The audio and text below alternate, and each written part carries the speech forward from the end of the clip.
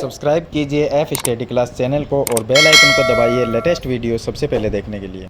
Hello friends, चलिए आज इस वीडियो में सीखेंगे कि हीरोन के सूत्र से त्रिभुज का क्षेत्रफल है वो किस तरह से ज्ञात करते हैं, साथ में परिमाप है वो भी कैसे ज्ञात किया जाता है। तो यहाँ पर त्रिभुज का जो क्षेत्रफल है उसके जो फॉर्मूले है वो अलग अलग फॉर्मूले, एक तो जैसे हीरोन के सूत्र से हम त्रिभुज का क्षेत्रफल ज्ञात कर सकते हैं और एक डायरेक्ट फॉर्मूला है 1/2 गुणा आधार गुणा ऊंचाई, उससे भी हम त्रिभुज का क्षेत्रफल ज्ञात कर सकते हैं। लेकिन इनमें डिफरेंस क्या है? डिफरेंस ये है कि हीरोन के फॉर्मूले में कोई ऊंचाई नहीं है, यानी कि त्रिभुज की भुजाएं अगर दी गई है, तीनों भुजाएं अगर दी गई है तो हम हीरोन के फॉर्मूले से क्या कर सकते हैं, त्रिभुज का क्षेत्रफल ज्ञात कर सकते हैं। लेकिन जब हमें आधार दिया गया हो किसी त्रिभुज का और ऊंचाई दी गई हो तब क्षेत्रफल हम हीरोन के फॉर्मूले से ज्ञात नहीं कर सकते। उसके लिए हमें जो त्रिभुज का सिंपल फॉर्मूला 1/2 गुणा आधार गुणा ऊंचाई, उस फॉर्मूले से ही ज्ञात करना होगा।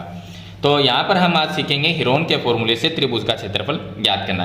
अब देखिए यहाँ पर मैंने क्वेश्चन लिया है जिसमें त्रिभुज की भुजाएं दी गई है। तो देखिए ये एक त्रिभुज मान लेते हैं, ये एक त्रिभुज है ABC, ये हो गया A, यहाँ पर B और ये हो गया C। अब पहली जो भुजा है उसको मान लेते हैं कि ये 15 है, उसके बाद में ये 11 है और ये 6 है, किसी भी तरह से आप मान सकते हैं एग्जाम्पल के लिए। तो ये 15, 11, 6 ये क्या है, त्रिभुज की भुजाएं हमें दी गई है और इसमें हमें त्रिभुज का क्षेत्रफल ज्ञात करना है। तो भुजाएं जब दी गई है तो क्षेत्रफल ज्ञात करने के लिए हम हीरोन का फॉर्मूला काम में लेते हैं। तो यहाँ पर हमें क्या करना होगा कि जो भुजाएं दी गई है वो क्या होता है, ये A होता है, स्मॉल a से लिखते हैं। यहाँ पर जो दूसरी भुजा है उसको B से लिखते हैं, स्मॉल b, और यहाँ पर आ गया स्मॉल c, इस तरह से। यानी कि स्मॉल a बराबर तो आ गया 15, स्मॉल b बराबर आ गया हमारे पास में 11 और स्मॉल c बराबर आ गया 6। तो ये त्रिभुज की ABC जो स्मॉल लिखे हुए हैं ये क्या हो गई, भुजाएं होती है। जो हीरोन का फॉर्मूला है वो मैं आपको फॉर्मूला लिख के बता देता हूँ। हीरोन का जो फॉर्मूला है वो है √ में s माइनस a और s माइनस b और s माइनस c, यह है हीरोन का फॉर्मूला। इससे हम त्रिभुज का क्षेत्रफल ज्ञात करते हैं। यहाँ पर मैं आपको बता देता हूँ s जो लिखा हुआ है वो क्या है, त्रिभुज का अर्ध परिमाप है और a b c जो है वो त्रिभुज की भुजाएं हैं। तो अर्ध परिमाप हम ज्ञात करेंगे इसके अंदर और जो भुजाएं हमें दी गई है ABC का मान वो इसमें लिख के और त्रिभुज का क्षेत्रफल हम ज्ञात करते हैं। तो अर्ध परिमाप कैसे निकलेगा, पहला हम त्रिभुज का परिमाप ज्ञात करते हैं। तो त्रिभुज का परिमाप, त्रिभुज का परिमाप कैसे ज्ञात करेंगे, तीनों भुजाओं का योग कर लेंगे वो परिमाप आ जाएगा। तो कितना आएगा, 15 प्लस में 11 प्लस में 6, इनको प्लस कर देते हैं तो कितने होंगे, 32 हो जाएंगे। 15 और 11 26 और प्लस में 6 कितने हो गए, 32। तो इन तीनों को हमने जोड़ लिया भुजाओं को, तो यह आ गया परिमाप आ गया। अब हमें निकालना पड़ेगा इसका अर्ध परिमाप, क्योंकि जो s होता है वो इसका अर्ध परिमाप होता है। तो हम लिखते हैं अर्ध परिमाप।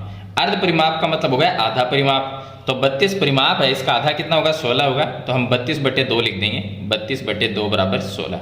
16 आ गया s का मान, s का मान आ गया 16।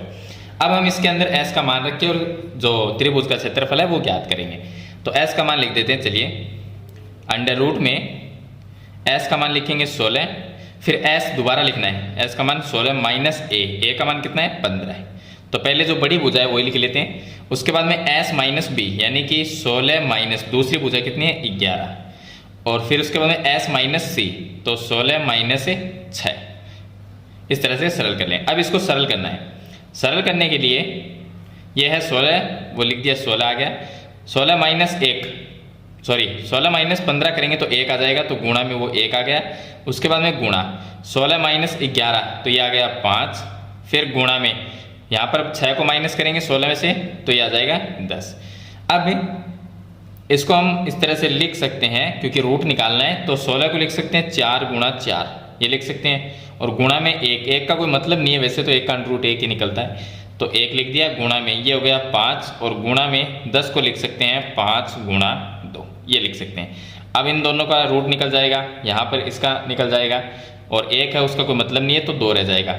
तो देखिए 4 गुणा 4, तो 4 को हम बाहर निकाल लेंगे, और 5 × 5 2 बार है, इसमें से एक 5 को बाहर निकाल लेंगे। तो √ में क्या रह गया, अब इन दोनों में से जो 4 × 4 है उसका रूट निकालेंगे, यानी कहने का मतलब 16 का रूट निकाल लिया, 4 आ गया।